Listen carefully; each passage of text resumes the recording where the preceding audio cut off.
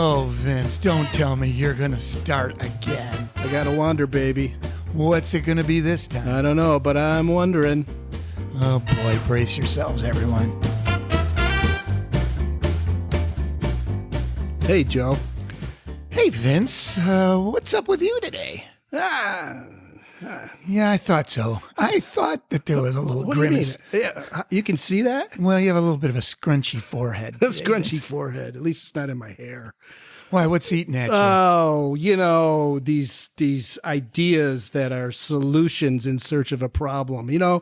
Look, I try to be like, my chakras open and one with the universe and listening to the trees. You do a very good job of that. Well, thank you. But, like everybody else, every other human being, every now and then something comes in and sticks in my craw, and something's sticking in my craw today. Well, then I think this is the venue for you to get it out of your craw or whatever it is. Friends in wonder, huh? Well, I'm gonna decraw myself. Here's what I'm thinking. Here's what I read. I read this article now, and I don't know how many people in Michigan know this, but we are now one of 3 states that have approved the use of digital license plates. Digital license plate. Digital license plates. So you're talking about actual electronic license plates. Like a Kindle, baby. In place of the metal ones that rust out. That's exactly what I'm talking etched, I think, very often in prisons or something like that. I don't know. That's what I hear. They do in prison. See, there you go. It could be taking jobs away from the prisoners. Well, we're going to let them all out anyhow. So. Oh, that's a good point. So here's the thing. I read this article, and so Michigan now is one of the 3 states. The other 2 are California and Arizona. Okay. And this good company out west. Right? Yeah. This company out west is called Reviver, have developed a digital license plate. And basically what it is it's a Kindle, a high-tech Kindle. It's probably got more memory in it than a Kindle has, but it has you have to have it installed on your car. So like connected to the rest of the computer in your cars? There's 2 versions. There's a battery-operated version, and there's a wired version. Oh, kind of like the Ring doorbell. Exactly. I see. Mm-hmm. So what happens is you attach this thing to your car, and it's being sold. Let me read this to you. This is the way it's being marketed by the company. Everything about the driving experience has evolved in the past 100 years, except license plates. Technology empowers us to have more control, spend less time on mundane tasks, and easily connect with others. Managing our vehicles should be no exception. Okay. So there's a lot in that statement. Yeah. Connecting with others. Is that what this license plate is going to bring to us? Connecting with one another? It can. It can connect to your iPhone. So if somebody were to cut you off? No. Darn it. If someone were to steal your car, for instance, you could get an alert that it's been moved and the license plate would say stolen. Oh, that's a nice thing, right? So it's a GPS functional. It has GPS functionality, and if you connect it to your car, it has telemetrics capabilities. And so that knows GPS, speed, the whole 9 yards. Like those insurance things you plug into your car. Oh yeah, in the onboard diagnostic section of your car. And so it's great with the insurance if you choose, the operative word here being choose, to put one in your car. You get a lower insurance rate if you drive safely. Whatever. Or whatever their metrics are. However you define safely, right? Yeah. So with this thing, it's a little bit different. So then what's the difference is that these license plates might not be optional. Is that what you're getting at? Yeah, that's a slippery slope, right? So right now this company is working with fleet companies and auto dealerships. And the DMV says, hey, we're not making any money off of this thing. So the goal is, the way it's being marketed is, you can automatically renew your license plate without having to go to the DMV. And the DMV saves money because they don't have to mail out license plates. So is the DMV going to pay for these digital license plates? No, you are. Wait a minute. You're going to pay about $30 a month for the plate and the data plan. For the honor of having this GPS tracking system on the back end of your car. Yeah, why wouldn't you want something like that on there? I mean, if you don't want the Interesting. data, I'm sure somebody out there wants to What know. did you say at the beginning? A solution in search of a problem. That's what I'm wondering about. So here's the thing. They say it's a great visual personalization, that it can switch between light or dark mode. Oh, well, so it'd be like a little portable billboard or something. Yeah, right. So wait a minute. What if somebody's looking at your back end looking for a license plate number, but all it sees is a have a nice day smiley face instead? Well, no, it still needs to display the plate number. But below it, you can put a personalized message that are approved right now. So you could have, like, the college you went to, support your local police, please don't pull me over. Messages like that. Probably not any political statements. Not yet. Depending on But wouldn't that what be? the statement is. But if you were going to have a digital plate, wouldn't you want the freedom to possibly put something like that? I'm on just there? trying to think if I would ever want a digital plate, and I can see why your forehead's a little scrunchy. Tell me more, Vince. What are you thinking about this? Well, So first of all, you're saying we would pay for it. Do they have any idea how much one of these things? You said $30 a month. Do we have to pay for the hardware too, or is it? a battery operated plate is $19.95 a month for 48 months, or $215.40 for 4 years. Oh, so it's like having a cell phone attached to the back end of your vehicle. Yeah, you need a data plan, certainly, to jeez. have this data that is being collected. And again, can you remind me what are the benefits to the driver, to the consumer?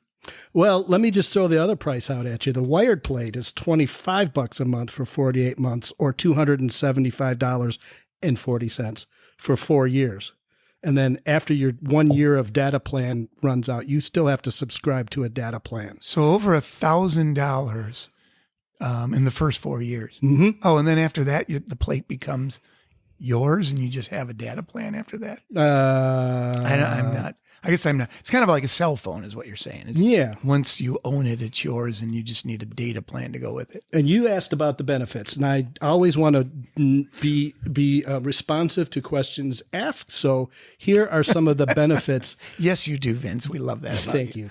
So they're selling it to fleets right now, and this is the interesting thing. So this is to me the insipid intrusion into the consumer marketplace that always starts with, oh, it's great for business, so it should be great for you. So when you too. say fleets, you're talking about Amazon trucks, people who are out delivering, I see. any kind of fleet, I see. any kind of truck fleet. How about rental cars? Rental cars, I bet you rental cars is probably going to be one of the fleets that they're approaching. Yeah. Again, remember, you can only do this in California, Arizona, and Michigan right now. So And it's been approved, by the way. You said it was approved. yes, I don't remember approving this. I didn't vote for it. Did you? Who approved it? Our legislature? Probably the DMV. Yeah. It's great. We don't have to mail this crap. This stuff CDC out approved anymore. it. Right. So here they go. Well, for fleets, you have the ability to estimate arrival times, because, of course, you couldn't do that by calling the driver on the phone or having another GPS installed thing. That makes sense to me. Okay, you need to kind of know what's going on with your fleet, right? Yeah, but I don't see why you need a license plate to do that, because I think a lot of these fleets like UPS and Amazon, they can put GPS trackers. They already got those big round things on top, Yeah, you right? can put a GPS tracker in So there. let's just say that's one. Forget that's one already being done, but you're going to use it to market it. So Okay. The ability to monitor any vehicle's mileage, that's easy to do right now. Yeah.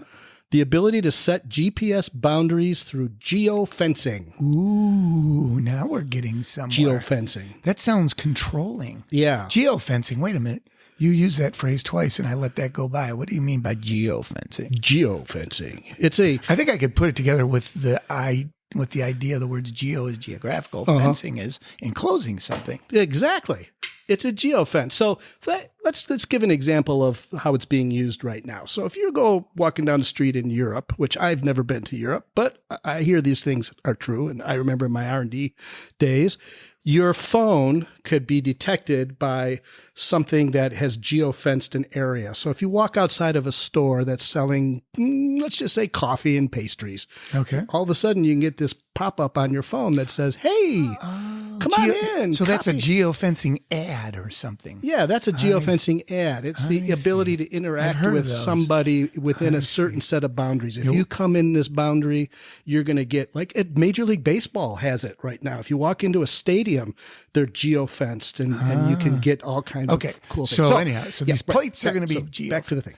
So the geofencing, the way they market this, and they said this is a future capability for consumers. You can set up geofencing for your children, for instance. When your teenage kid is taking your car out, you can say, here's the area that you can drive in. And you have this app on your phone. Now, I know there's probably some of that going on right now. Yeah, I was going to say, I think a Find My Friend kind of a thing keeps track of where kids are going, and they'll send alert if it goes outside of that zone. Yeah, but this thing is wired to your car through the telemetric. So you could just say, bing, sorry, buddy, I'm shutting the car off. You're stuck. I think some of that was made illegal. Weren't there like unscrupulous lenders that were disabling vehicles because the payments didn't get paid or something like that? Interesting, though. So you're saying, but even more nefarious than that, this is government now keeping track of this data. It's one thing if you have an agreement within your family to keep track of where one person's going. They're talking about this kind of technology being applicable to anybody with this plate. Sure. And as of right now, Right. it's just going to people who want them, fleets and that kind of thing. But your scrunchy forehead is all about the slippery slope, I assume. Yeah, my scrunchy forehead is I don't want anything coming down those scrunches too fast because it freaks me out. So here's what I'm freaked out about.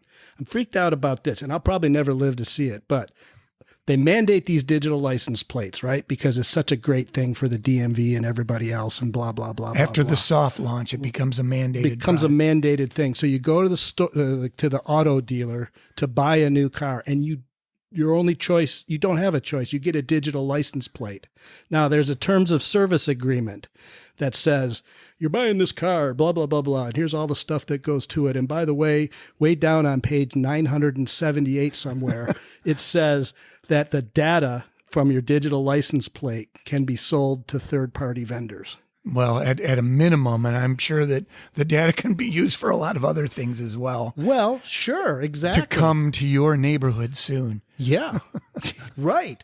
So they talk about the ability. So, I mentioned it earlier. I think if your car is stolen, you can say stolen on the back.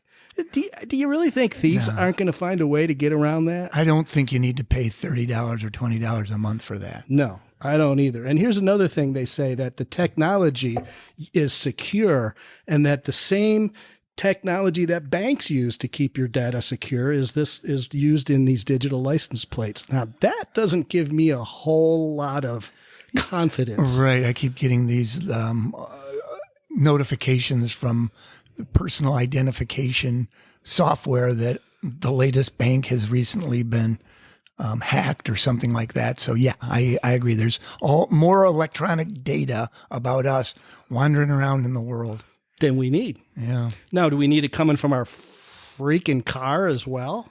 I mean, okay. So here's another thought. Here's a more realistic scenario. You've driven in a car with me before. Yes. You don't often let me drive. There's a reason for that. There's a good reason for Vince that. very often likes to stop at green lights, especially if he's making a point. Stop at green lights. Okay, so you're in the car with the VIN man, and he stops at a green light. He's got a digital plate on the back of his car, and he comes up, he doesn't move. So the person behind him bumps into his bumper. Oh. Not enough to damage the car, but enough to break the digital license plate. Oh, yeah. 'cause Now what it's happens? It's going to be a crunchy experience instead of a bending experience. Exactly. Bending, right. So if I were to back into a tree or something on my way out of the yard, I can always just reshape my metal plate. Just pull that corner right Your back. metal crafted plate. Yeah. Yeah. It's good to go. Yeah. I don't have to worry about, oh my God, It's something that's more complicated. how do I get back on the road? What happens? So I don't blame you for being. Do you feel better getting this off your chest? I feel a lot better getting it off my chest. My check. I have to write a check to get it off my chest. Right, exactly. And here's the other thing. They're just black and white. They're not color. Look at all the colorful plates on the back of cars. How boring will it be to have just black and white digital numbers? Yeah, more digital. Yeah. Not going to be able to see a picture of the Colorado mountainscape anymore. It's a classic example of throwing more technology at something that will solve the problem if the problem exists. Right. I don't think the problem exists. Well, there's a problem, all right, and that's that somebody wants your data. That's what the problem is. Well, you know me, don't like to complain without having a solution. Okay, so what's your solution? Here's my solution, Joe. You can do the same thing. You know those little tags that you put when when you lose something or whatever? They're just little tags you put on a phone. So, oh yeah, yeah. I mean, phones you can find. Right. Maybe it's your purse or sure, not your purse, but so you could develop a digital, simple yes or no, color green for yes, color red for no, and put it on the back of a metal license plate or somewhere in a designated area that's hooked through the DMV through your phone. And when you renew your plate through the phone, the DMV just says, yes, this is a good plate. We don't need data. We just need to display whether you've paid your bill or not. Exactly. Uh-huh. So there you have it. So that's probably more than just the bill paying experience that they're trying to improve here, is what you're saying. That's my assumption. Well, I don't blame you. I mean, what's interesting is that I've never even heard about this. No, and it's of course not under the radar right now. And before long, it's going to be something that is a part of everyday life. I'm going to be out there leading the charge against digital license plates. It's time for me to take a stand against something. You're just a caveman, Vince. You're just a caveman. Oh, and by the way, the cost that I mentioned does not even include the registration fee for the plate. Oh, yeah. So, yeah. And you're talking about $1,000 over 4 years just for the honor of having this digital plate, plus all the other fees. Yep. Well, yeah. Thank you, no. I don't blame you. I don't blame you. I don't blame you, Vince. Thank you, Joe. I'm glad we were able to help you get this off Thank your you chest. so much for letting me get this off of your chest, especially in the studios here, because people. I was walking around like a head case outside the street, up and down Woodward for a while when I was thinking about this, and now I feel like I can go on with my day. Well, good. I wonder what other people think about something like this. It's interesting. There's a whole generation of people who don't have any expectation of data privacy. So maybe soon the younger people will embrace this. But my guess is there's a lot of us suspicious cadre type people that don't feel the same way about it. And probably somewhere in between, there's people that go back and forth. But my overall concern is, do people really know what's going on with the supposed data that they're providing as part of this experience? Yep. It just keeps getting more and more and more. We'll find out, Vince. I've told a bunch of people to get off my lawn, so thanks for the time. You've done a good job of getting this information out there, Vince. Thank you very Let's much. wander and wonder some more. Beautiful.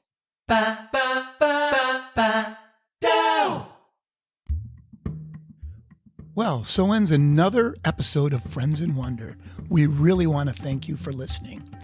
If you'd like to listen to more episodes, provide feedback, questions, or even suggest topics you'd like us to wonder about in future episodes, be sure to check us out at friendsinwonder.com.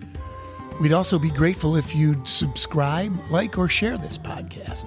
Until next time, I'm Joe. And I'm Vince. And we're Friends in Wonder.